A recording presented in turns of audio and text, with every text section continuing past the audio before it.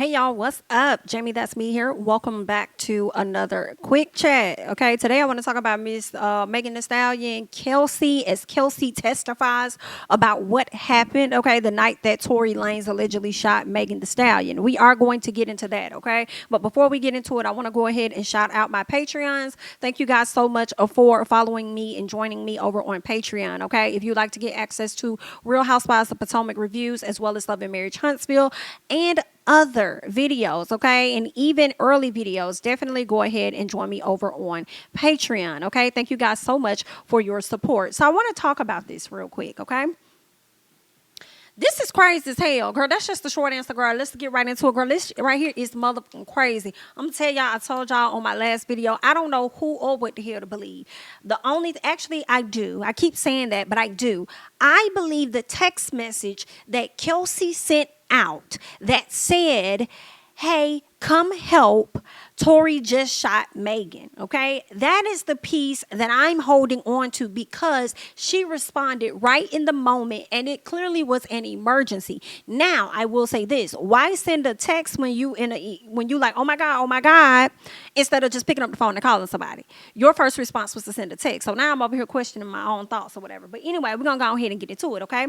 Because they're saying that she ended up taking the stand. All right, y'all know Megan Thee Stallion took the stand yesterday. She said that she don't even know why she got to be there to do what she got to do. Okay, I thought that was something that she wanted. We'll see what the hell is gonna come of it. Okay, she went ahead, she testified for about 40 minutes or so, and now it's time for the best friend Kelsey to testify. Okay, I do have a video that I want us to check out, but not just yet. Okay, not just yet. Before we get into the deets of that video, give me 1 second here. I want to speak more on this, what they're saying in this article about what happened when Miss Kelsey first got there. They're saying when she first walked into the courtroom Wednesday, Kelsey was accompanied by her criminal lawyer. Now, the lawyer said Harris planned to assert her Fifth Amendment right against self-incrimination. Miss Girl came right into the courtroom ready. Like, no, we're not finna do that. Y'all not finna get me.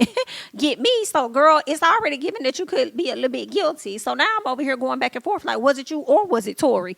I don't know, but let's keep going. Okay, they're saying the judge said he conducted an in-chambers proceeding on the matter and determined that Kelsey concerns were legitimate. Okay, prosecutors then said they would offer her to use immunity for her testimony, and she was sworn in as a witness. Okay.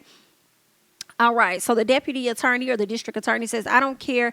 No. Kelsey told the district attorney when they asked her, whatever they asked her, she says, I don't care to be here. Okay. She called the trial a triggering situation, saying she's suffering from anxiety and dealing with the birth of her child and a recent death. She says, I just don't want to be here. Okay.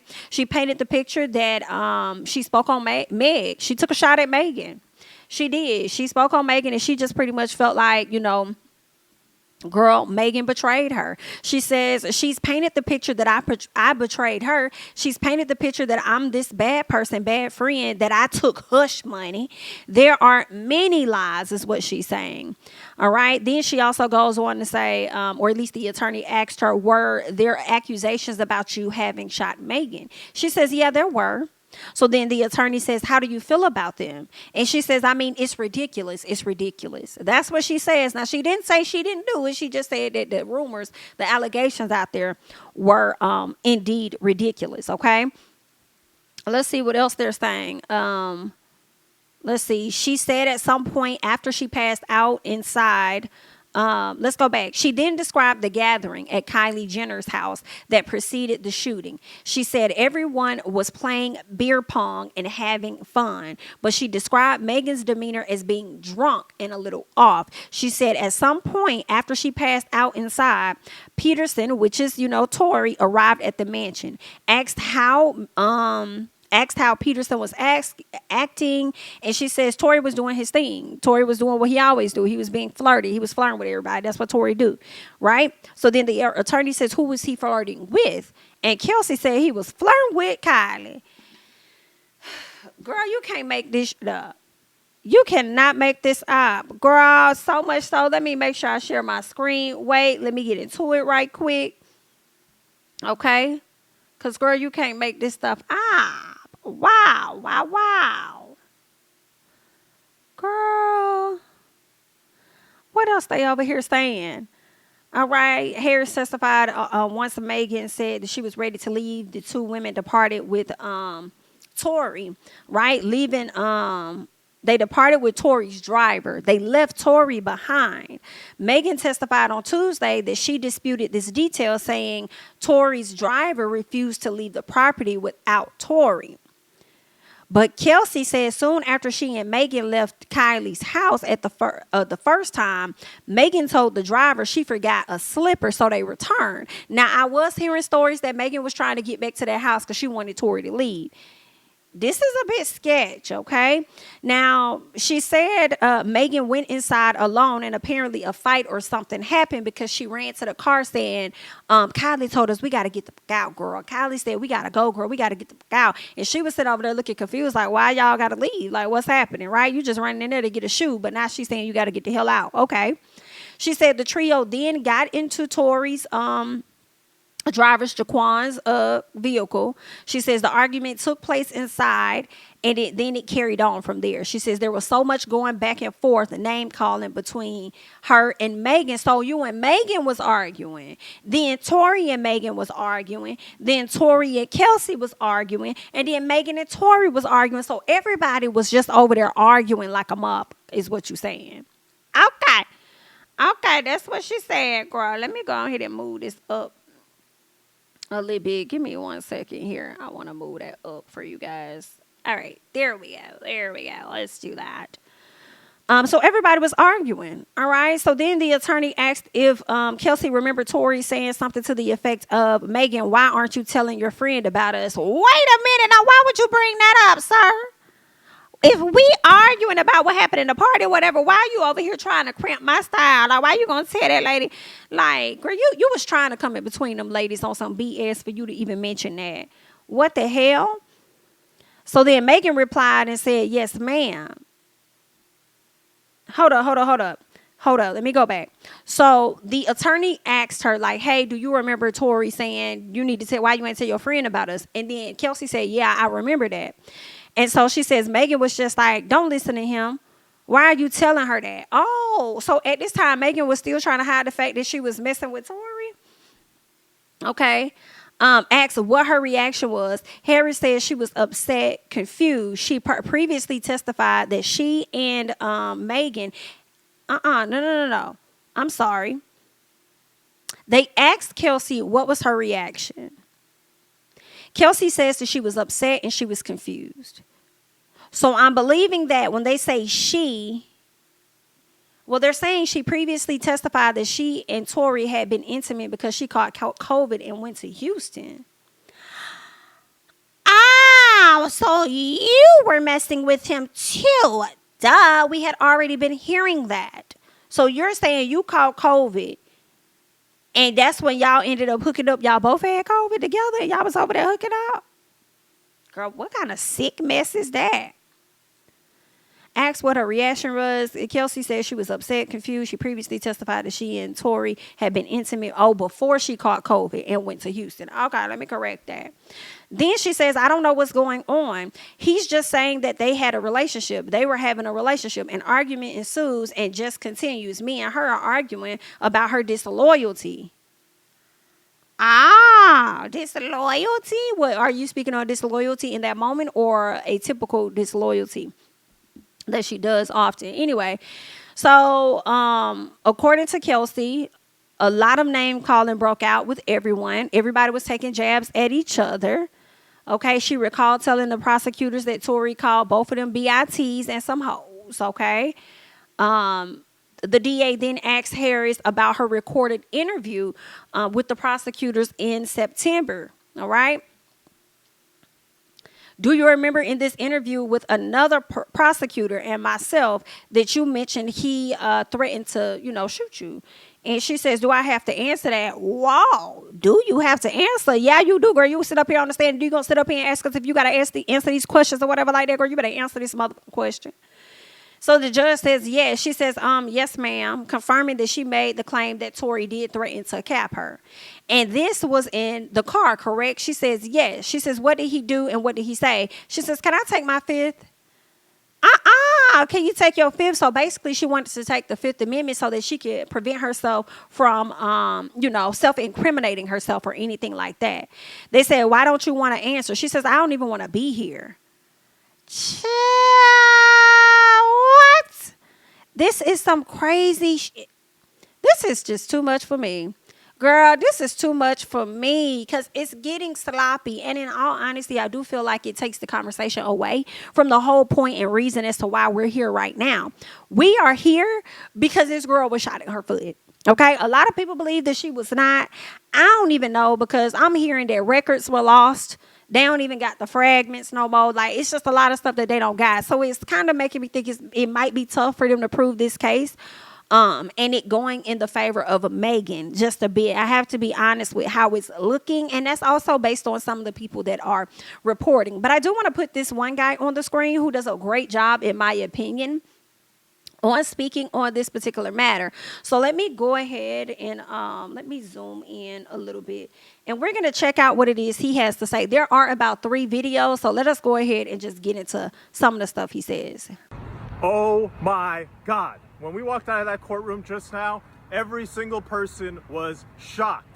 Every single person was frozen. A lot of people were looking at me like, bro, tell me what is going on. Kelsey took the stand. Before she even started talking, there were fireworks. This started with Kelsey coming in and saying she is invoking her Fifth Amendment right to remain silent and not testify. When someone invokes the Fifth Amendment, they have to be invoking it because if they were to testify, they would be giving testimony that incriminates themselves. She said, I will not testify because I would be giving testimony that I'm incriminating myself. That's what it means when she invoked the Fifth Amendment. Now, the government offered her immunity. They said that we will not prosecute you and use this testimony against you, so please testify. Her lawyer came back and said, well, that's not good enough. I don't want you to just not use her testimony against her. I want you to confirm to me that you will not prosecute her for any crimes arising out of this instance, out of this situation. The prosecutors said, yes, on the record, we will not be charging Kelsey for anything that came out of this incident. And then she testified. I'm going to go over the whole testimony in the next video, but here's the piece that we just left off at lunch. The courtroom is just, I can't even explain the tension. They asked her, at one point, did Tory ever say that I'll shoot you? And she said, I'm invoking my Fifth Amendment right, which suggests, they asked her, what's the context? When did he say I'm going to shoot you? She said, I invoked the Fifth, which suggests that the context was Kelsey was doing something, perhaps Meg was also doing something that would incriminate her. That's the context. That's what I get from it. That's my opinion. That's my read of it. For those of you who have been telling me that I'm biased and that there's only one angle to this story and that a man pulled a gun and shot 5 times at another woman and that the prosecutors haven't charged him with attempted murder, but I'm biased. If you believe the story that a man pulled a gun and shot 5 times at another woman, he hasn't been charged with attempted murder, and now you have another woman in the car saying, I plead the Fifth.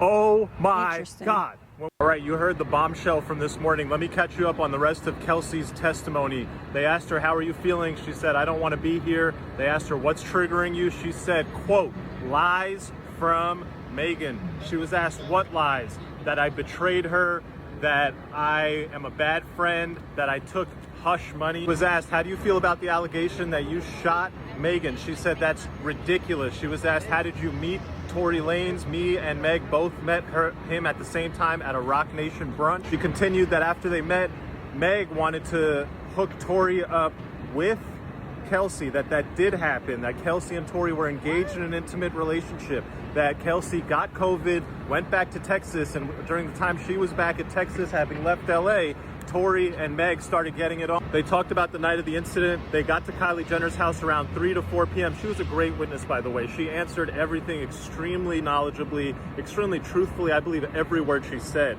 She never seemed like she was trying to hide something, except when she pled the Fifth, of course. Now, she's clarified this was not a party. Those were just people hanging out. There was maybe 5 or 6 people before Tory got there. There was a lot of alcohol. She said at one point she did pass out. When she woke up, Tory was there. They were all in the pool. They were having fun. She confirmed a lot of the speculation.